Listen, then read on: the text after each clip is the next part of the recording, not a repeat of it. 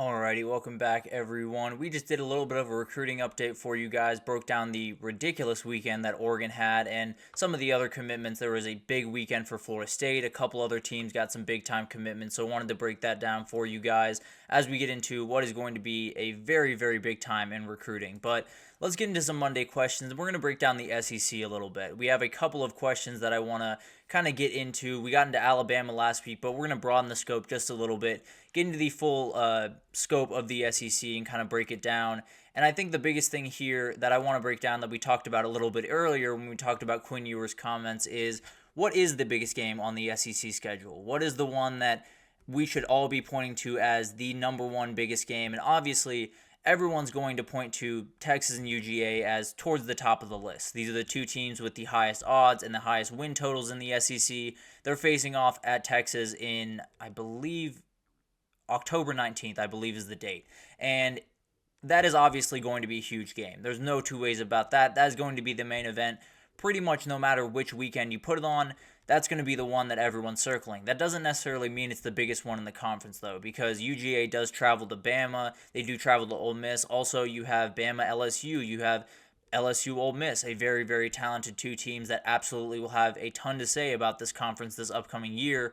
But there's one game in particular that I think everyone should be looking at, that I think everyone should be circling as the quote-unquote biggest game in the SEC schedule, and it's Bama against Georgia. There's no two ways about this, and I think there's a lot of things at play here. Obviously, these are two of the top 5 teams in the country. If you were to ask me, these are two of the teams that absolutely can win a national title and can do just incredible things in the SEC this upcoming year, regardless of what people want to tell you about Bama and how, they're done after, Saban hangs them up. They're not. I can almost promise you that. This is going to be an incredible game, and frankly, this is one of the more interesting games, not because of what's going to happen on the field, which is going to be incredible in its own right, but because of the dynamics off the field. Obviously, Nick Saban just walked out of the building, and let's just be totally honest, he controlled Georgia the entire time he was at Bama. There was very few times that Georgia got one over on him. Obviously, that national title in 21 is a very sweet one to get over on him, but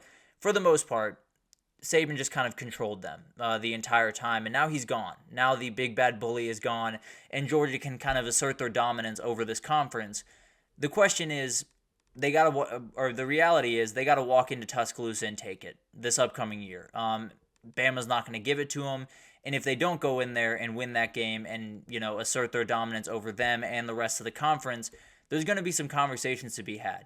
Kirby Smart can sit atop the mountaintop and kick down Kalen DeBoer just a little bit as he's getting into the conference, or Kalen DeBoer can make everyone look really, really dumb and show everyone that they're still going to be Bama, and they're still going to dominate everyone. They're still going to do a lot of the things that Bama did when Saban was there. So it's going to be fascinating to watch, but the reality is I'm circling that September 28th meeting in Tuscaloosa more than any other game on the SEC schedule, because it's going to be an incredible game, but also it's going to dictate the way that we look at the SEC going forward for quite some time. Whether it's Georgia going in and winning by 14 and being the team that everyone's scared of going forward and maybe being the new Alabama, or Alabama asserting their dominance once again over Georgia and keeping that spot at the top of the mountaintop, because as of right now, they are the returning champion in that conference, and they are the one that everyone is trying to knock off, at least right now. Obviously, that could all change very, very quickly for Georgia, but the reality is this game is going to be as big as any other game on the schedule. But the other thing I want to get into is there's a lot of highly touted quarterbacks coming into this year. There's a lot of guys that we're watching as we come into this year for the SEC. Which one kind of disappoints? Because let's be honest, there's not enough seats at the table. There's a ton of really talented guys in this conference, and there's not going to be enough wins to go around for everyone to have a great season. Whether you'd love to see Nico Iamaleava or Jackson Arnold or Connor Wegman have great seasons, the reality is one of those three guys is likely going to stumble a little bit. And frankly, I'd lean mostly towards Jackson Arnold. It's not necessarily an indictment on him, because frankly, I think he holds water with both of those guys, Iamaleava and Wegman, when you look at the pure talent perspective. But he's got to rely on the 5 guys in front of him, and I just don't think it'll be as strong as the other 2 will get. So it's just kind of the reality of, if it was all on Jackson Arnold, I'd be more than happy to say he's going to have an incredible season and do awesome things. And frankly, I think he's going to have a really good season. But I do think that O-line is going to get in the way of his overall ceiling in some ways, and definitely will not necessarily have the season that he's capable of having and likely will have in 2025 and 2026 hypothetically, once the offensive line is ironed out just a little bit more. But guys like Nico Iamaleava, guys like Connor Wegman are definitely ones to watch here, because the reality is, although these are really highly touted guys, and Wegman we've seen a little bit more of, we've seen some flashes that are just incredible, but we don't really know what they're going to look like throughout an entire season. We don't really know how much we're going to get from these guys because we haven't really seen too much from these guys. So it'll be fascinating to kind of watch that develop. But overall, I think their situations are just a little bit more solid than Jackson Arnold's is. But also, there's other guys on this list. There's obviously, Brock Vandegrift is someone that everyone is watching this upcoming year. A five-star guy coming out of high school, definitely has a lot of aspirations for this upcoming year. Blake Shapen, another guy coming in to Mississippi State. Diego Pavia coming into Vandy. So there's going to be a lot of guys to watch. Also have some veteran guys like Jalen Milroe, Brady Cook, Jackson Dart, some very talented veteran guys that, frankly, some of them are going to have frustrating seasons. There's just not enough wins to go around. There's not enough good play to go around, and there's too many good defenses on the other side of the field in the SEC for all of these guys to light it up. So whether it's Connor Wegman or Jackson Arnold or Nico Iamaleava or Brock Vandegrift or Jalen Milroe or Brady Cook, whoever it's going to be, a couple of these guys are not necessarily going to perform the way they want. Maybe it's Quinn Ewers, maybe it's Carson Beck, but someone in the SEC at the quarterback position is going to leave very frustrated with this year, and it'll be interesting to see what happens because there's a lot of unknown situations and new starters in the world, and some are going to fall on their face. I'll just be totally honest. But the final question I want to get into is, why are we not talking about Missouri more? I fully understand that when you talk about the SEC, you're going to start with UGA. You're going to start with Texas. You're going to start with Ole Miss and Bama.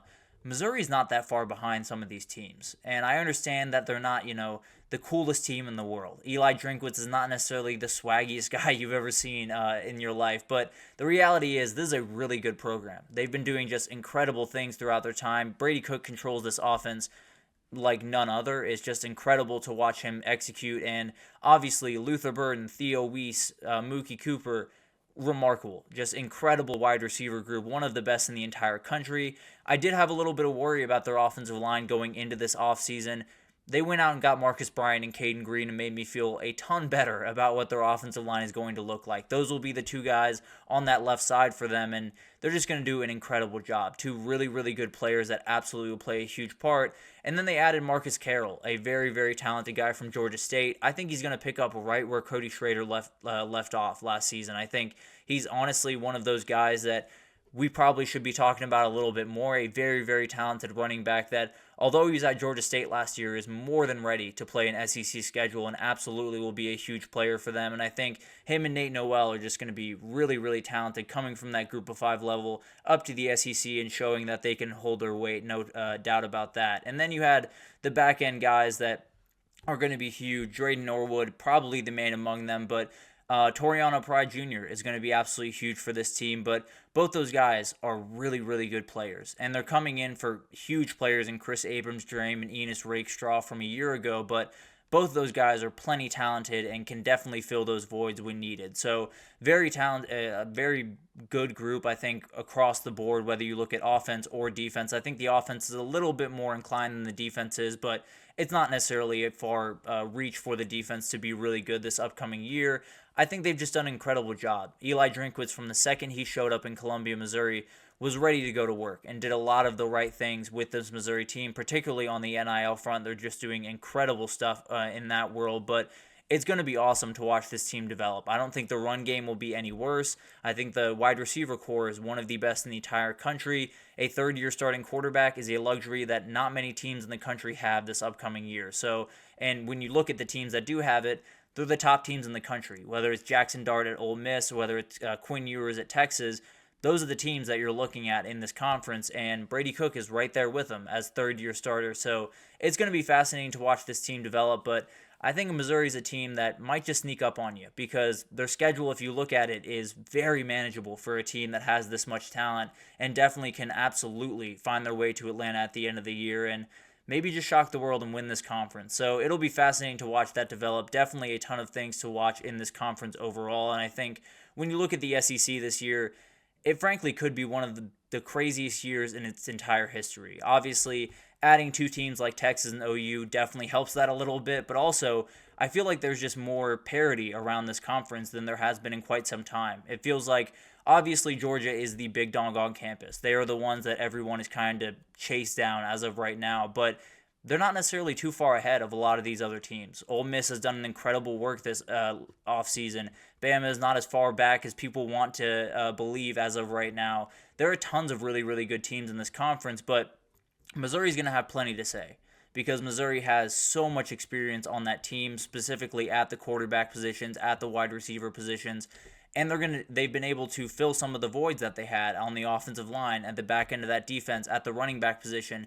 They did all of those flawlessly. So it'll be interesting to see if they can kind of continue that momentum that they started in 2023. But Missouri's absolutely a team that we should be watching. And overall, the SEC is just going to be a fascinating conference this upcoming year where I have no earthly idea who's going to win it. And I think there's probably 6 different teams that could pull it off this upcoming year, and Missouri's absolutely one of them. So it'll be fascinating to watch that develop, but that'll do it for this edition of the GSMC College Football Podcast, brought to you by the GSMC Sports Network. Your support means a lot to us, so please remember to subscribe to the show, leave a positive review. It does make a huge difference. Also, follow us on Facebook, Twitter, TikTok, Instagram, all of the social pages for all of the content and updates you could possibly need. We just have incredible people doing really, really good work across every single sport you could possibly want. So whether you're a baseball fan or a soccer fan or a wrestling fan, we have you covered over here. So no worries about that. Come on over to GSMC and we'll get you covered with everything you need in the world of sports. But thank you once again for listening, and I will see you guys tomorrow.